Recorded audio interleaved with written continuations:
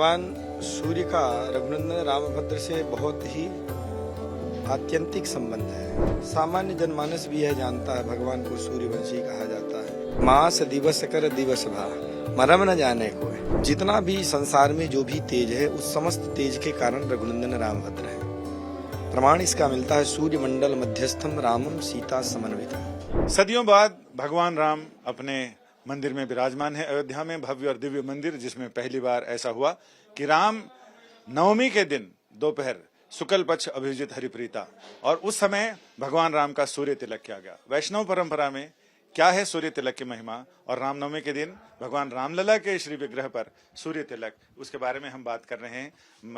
महंत सत्यनारायण दास जी हमारे साथ हैं। कितना महत्व है वैष्णव परंपरा में सूर्य तिलक का, मतलब क्या? सबको सादर जय श्री सीताराम। भगवान सूर्य का रघुनंदन रामभद्र से बहुत ही आत्यंतिक संबंध है। लौकिक और आध्यात्मिक दोनों दृष्टि से देखते हैं। सामान्य जनमानस भी यह जानता है भगवान को सूर्यवंशी कहा जाता है, और सूर्य के साथ साक्षात संबंध में एक सामान्य लौकिक दृष्टि जब देखते हैं हम, तो यह पाते हैं कि सूर्यवंशी हैं भगवान, और भगवान सूर्य की छत्र छाया में रह करके रामलला भगवान हैं। उनका भी मंगल हो। और जन्म काल से ही सब लोग जानते हैं कि भगवान सूर्य नारायण तो इतने अधिक प्रसन्न हुए कि मास दिवस कर दिवस भा मरम न जाने को। तो जो एक महीने की अवधि है, उतने एक महीने की अवधि तक भगवान सूर्य नारायण रुके ही रह गए। तो एक सामान्य लौकिक दृष्टि से जब हम देखते हैं तो यह पाते हैं कि रघुनंदन रामभद्र का भी अभी प्राकट्य हुआ है, और साक्षात सूर्य भगवान की छत्र छाया में सूर्य किरणों से, सूर्य की जो कलाएं कही गई हैं, उन 12 कलाओं से भगवान रघुनंदन रामभद्र का मंगल हो। हम लोग मंगलानुशासन के द्वारा भगवान का मंगल हो, ऐसी प्रार्थना करते हैं। आध्यात्मिक दृष्टि से जब आप देखेंगे तो जितना भी संसार में जो भी तेज है उस समस्त तेज के कारण रघुनंदन रामभद्र है। प्रमाण इसका मिलता है सूर्य मंडल मध्यस्थम रामम सीता समन्वितम। यानी ये सूर्य मंडल है, उस सूर्य मंडल में भी अंतर्हित सूर्य के भी केंद्र, और एक सूर्य नहीं है, अनंत सूर्यों को भी तेज प्रदान करने वाले अनंत सूर्यों के तेज के कारण श्री रघुनंदन रामभद्र भगवती श्री जानकी जी के सहित हैं।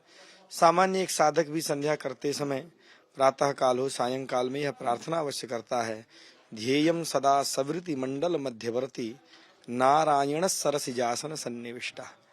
तो आध्यात्मिक और लौकिक दृष्टि में सूर्य नारायण 10 ऐसे प्रधान देवता कहे गए हैं जो हमारे समस्त कर्मों के साक्षी माने जाते हैं। हम शुभ कर्म करें अथवा अशुभ कर्म करें, सबके साक्षी होते हैं। उनमें एक सूर्य नारायण है। तो सूर्य नारायण को इस प्रकार से समक्ष लाने में जो श्री राम जन्मभूमि तीर्थ क्षेत्र ट्रस्ट की ओर से भगवान सूर्य से रघुनंदन रामभद्र का जो संबंध प्रदर्शित करने का प्रयत्न किया गया है, वास्तव में बहुत सराहनीय है। और हमने दोनों बातें जो कही आपसे, आध्यात्मिक और लौकिक दृष्टि में हम सब का मंगल करने वाले हैं। प्रकृति से जीव के संबंध को प्रदर्शित करते हैं। प्रकृति के साथ हमारा तादात्म्य बना रहेगा तो प्रकृति हमारा संरक्षण करेगी, और प्रकृति के विरुद्ध जब हम कार्य करेंगे, आप सबने देखा है, सुना है बाल्यावस्था से कि इतनी गर्मी नहीं पड़ती थी, आज इतनी गर्मी पड़ना प्रारंभ हो गई है। तो प्रकृति के साथ संबंध बनाना लौकिक दृष्टि से, वंशज हैं रघुनंदन रामभद्र के, तो वंशज होने के कारण रघुनंदन रामभद्र का मंगल होगा। इस दृष्टि से यह जो सूर्य की किरणों को भगवान के मुखमंडल पर, और मुखमंडल में भी जो दोनों भ्रू का मध्य भाग होता है, जो आज्ञा चक्र कहा जाता है, संपूर्ण मस्तिष्क का जो केंद्र माना गया है, ध्यान लगाने की अवस्था में भी जब उत्तरोत्तर वृद्धि की बात करते हैं, आप भागवत के क्रम में देखें, योग सूत्रों में देखेंगे, तो प्रत्येक जगह पर ध्यान करते करते, मन को एकाग्रचित करते हुए, दोनों भवों के मध्य में ही जो है मन को एकाग्र करके जो है भगवत तादात्म्य, भगवत साक्षात्कार की दृष्टि से आगे बढ़ा जाता है।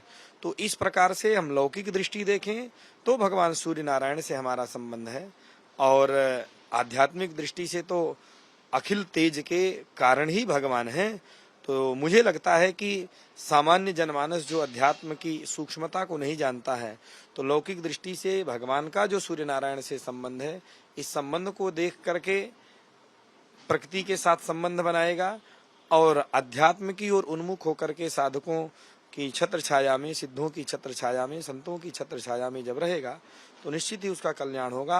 अंततोगत्वा यदि यह कह दिया जाए कि किसी भी प्रकार से ये न केन प्रकारेण भगवान से हमारा संबंध होना चाहिए, तो एक सामान्य लौकिक दृष्टि, हम कहते हैं नास्तिक व्यक्ति भी हो तो कोई ऐसी क्रिया के द्वारा भगवान की और उसके चित्त को यदि आकर्षित किया जा रहा है जिसमें सूर्य की किरणें प्रधान कारण बन रही हैं, सूर्य नारायण से संबंध बन रहा है और उस सूर्य नारायण के कारण भगवान के मुखमंडल का कोई एक आश्चर्य की दृष्टि से भी भगवान के मुखमंडल का दर्शन करे, तो भगवान के श्री विग्रह का दर्शन करने से निश्चित ही सबका कल्याण होगा।